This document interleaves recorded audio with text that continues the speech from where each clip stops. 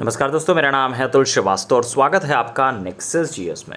Target समीक्षा अधिकारी का सीरीज़ चल रहा है और जो हमारा टारगेट है 140 प्रश्न जो जीएस के पूछे जाते हैं उसमें लगभग से 60 से 70 प्रश्न आपको इसी पूरी सीरीज़ से दे दिए जाएं। डे 4 है और प्रत्येक दिन करीब 20 से 25 क्वेश्चन आपको दिए जा रहे हैं। प्रत्येक दिन करंट ओरिएंटेड क्वेश्चन भी दिए जाते हैं, करंट अफेयर्स से भी क्वेश्चन दिए जाते हैं और जीएस के बेसिक क्वेश्चंस तो होते ही हैं। तो हमारा कुल टारगेट जो है वो जैसे मैंने स्टार्टिंग में बताया कि इस पूरी सीरीज़ से आपको 60 से 70 क्वेश्चन आपकी परीक्षा में डायरेक्ट मिलेंगे। विश्व वन्य जीव दिवस किस तिथि को मनाया जाता है? तो 3 मार्च को विश्व वन्य जीव दिवस के रूप में मनाया जाता है। विश्व क्षय रोग दिवस मतलब टीबी दिवस किस तिथि को मनाया जाता है? 24 मार्च को। इस साल का थीम क्या था? Yes we can end TB. Next, एक राष्ट्र एक चुनाव पर बनी समिति ने अपनी रिपोर्ट हाल ही में राष्ट्रपति को सौंप दी है। इस समिति के अध्यक्ष कौन है? तो रामनाथ कोविंद साहब इस समिति के अध्यक्ष बने हैं। पड़ोसी देश नेपाल ने अपनी पर्यटन राजधानी के रूप में किसे घोषित किया है? तो पोखरा को घोषित किया है। विश्व पर्यावरण दिवस कब मनाया जाता है? तो 5 जून को मनाया जाता है। निम्नलिखित में कौन सा कृत्रिम पदार्थ नहीं है? निम्नलिखित में से कौन सा एक कृत्रिम पदार्थ नहीं है? 4 ऑप्शंस हैं आपके सामने। तो पहला ही ऑप्शन सही हो जाएगा, फाइब्रोइन जो है वो कृत्रिम पदार्थ नहीं है। नेक्स्ट है, कुछ धातु हैं उनके गुणधर्मों के बारे में बात करें तो सोडियम का जो गुणधर्म है वो क्या होता है? चाकू से आसानी से काटा जा सकता है। पारा का क्या होता है? कमरे के ताप पर द्रव। चांदी का क्या होता है? ये विद्युत का अच्छा सुचालक होता है। शीशा या लेड के बारे में अगर बात करें तो ऊष्मा का कुचालक होता है। तो इसमें सी ऑप्शन सही हो जाएगा। कथन कारण वाले प्रश्न हैं। कथन भी है, कारण भी है। पहला कथन क्या है? सुक्रोज की अपेक्षा प्रतीप शर्करा अधिक मधुर होती है। सही है। और प्रतीप शर्करा को सुक्रोज के जल अपघटन से प्राप्त किया जाता है। ये भी सही है।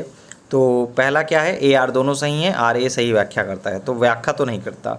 ए आर दोनों सही हैं परंतु आर ए की सही व्याख्या नहीं करता है। तो सही व्याख्या नहीं करता है, बी ऑप्शन सही होगा। निम्नलिखित में से कौन सा बहुलक एक थर्मोप्लास्टिक नहीं है? तब तो थर्मोप्लास्टिक कौन सा नहीं है? नियोप्रिन जो है वो थर्मोप्लास्टिक नहीं है।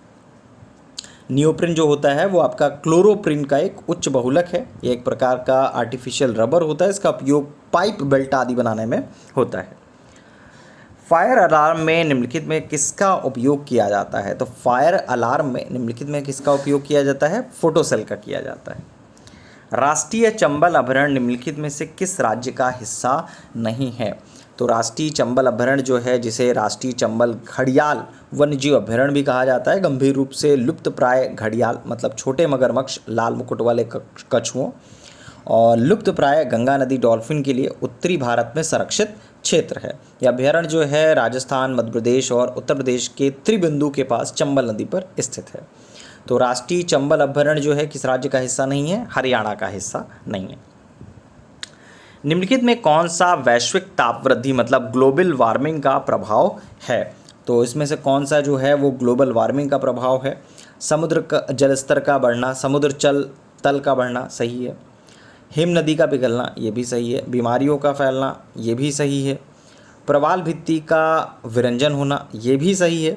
तो इसमें क्या सही हो जाएगा? 1 2 3 4 मतलब डी ऑप्शन सही हो जाएगा। पारिस्थितिकी संक्रमण अवधारणा का सर्वप्रथम प्रयोग किया गया। तो पारिस्थितिकी संक्रमण अवधारणा का सर्वप्रथम प्रयोग कब किया गया? बैनेट के द्वारा किया गया था। सामान्यतः पर्यावरण को निम्न प्रकार से वर्गीकृत किया जा सकता है। निम्नलिखित में कौन सा एक इस वर्गीकरण का अंश नहीं है? तो परिचालन पर्यावरण यही आपका हिस्सा नहीं है। भौतिक पर्यावरण होता है, सांस्कृतिक भी होता है, जैविकी पर्यावरण भी होता है। तो परिचालन पर्यावरण हिस्सा नहीं है। निम्नलिखित में कौन सा एक प्राकृतिक रूप से वायुमंडल में पाई जाने वाली ग्रीन हाउस गैस नहीं है? तो nitrogen oxide, carbon dioxide, methane, ozone. तो नाइट्रोजन ऑक्साइड आपका नहीं है। पोषकीय पर्यटन का मुख्य उद्देश्य है। पोषकीय पर्यटन का मुख्य उद्देश्य है पर्यटकों की संख्या में वृद्धि। गलत। बड़े पैमानों पर पर्यटन और लघु पैमानों पर यात्राओं का प्रबंध करना ये भी गलत।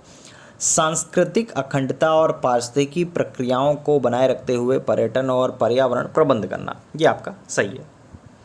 नेक्स्ट है, समुदायों का पूर्ण क्रम जो क्रमशः एक निश्चित स्थान पर बदलता है क्या कहलाता है? तो सीयर कहलाता है। नेक्स्ट है हरित गृह प्रभाव मतलब ग्रीन हाउस इफेक्ट के अभाव में भू सतह का औसत तापमान होगा तो -18 डिग्री सेंटीग्रेड होगा। एक पारिस्थितिकी तंत्र के विभिन्न घटकों से होकर पोषक तत्वों का गुजरना क्या कहलाता है? तो एक पारिस्थितिकी तंत्र के विभिन्न घटकों से होकर पोषक तत्वों का गुजरना जैव भू रासायनिक चक्र कहलाता है और इसके तहत जैवमंडल में जीवधारी व पर्यावरण के बीच में आपका विभिन्न रासायनिक तत्वों का चक्रीय प्रवाह होता है। नेक्स्ट है कुछ राष्ट्रीय उद्यान हैं राज्यों के बारे में बात करें तो इंद्रावती जो है वो छत्तीसगढ़ में है, मोल्लेम के बारे में बात करें तो गोवा में है, कलेसर जो है वो आपका हरियाणा में है। तो इसमें आपका और क्या है, इंद्रावती हो गया, ठीक है, मोल्लेम हो गया, कलेसर हो गया और बेतवा के बारे में अगर हम लोग बात करें तो ENVIS centre on wildlife and protected areas द्वारा जारी 104 जो राष्ट्रीय उद्यान की सूची थी उसमें बेतवा राष्ट्रीय उद्यान का उल्लेख नहीं आता है। तो एक है इससे मिला जुला बेतला करके है, बेतला राष्ट्रीय उद्यान जो है तो वो पलामू में है। लिखने क्या ये मतलब इसमें आपका ऑप्शन गलत है। तो 3 तो आपको पता होना चाहिए, इंद्रावती छत्तीसगढ़ में है, मोल्लेम गोवा में है, कलेसर जो है हरियाणा में है।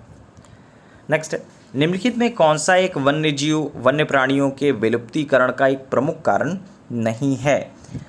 प्राकृतिक आवास का नष्ट होना है, जंगलों में आग लगा देना ये भी है, वन्य प्राणियों का अवैध वाणिज्यिक व्यापार ये भी है, जनसंख्या की तीव्र वृद्धि ये आपका नहीं है। वर्ष 1962 में प्रकाशित पुस्तक साइलेंट स्प्रिंग जिसमें विश्व पर्यावरण आंदोलन को गति मिली उसके लेखक कौन है? रेचल कॉर्सन करके हैं।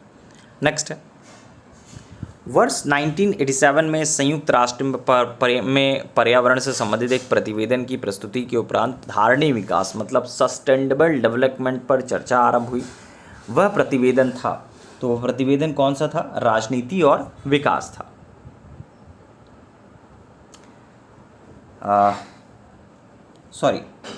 वर्ष 1987 में संयुक्त राष्ट्र में पर्यावरण से संबंधित एक प्रतिवेदन की प्रस्तुति के उपरांत धारणीय विकास मतलब सस्टेनेबल डेवलपमेंट पर चर्चा हो रही और वह प्रतिवेदन कौन था?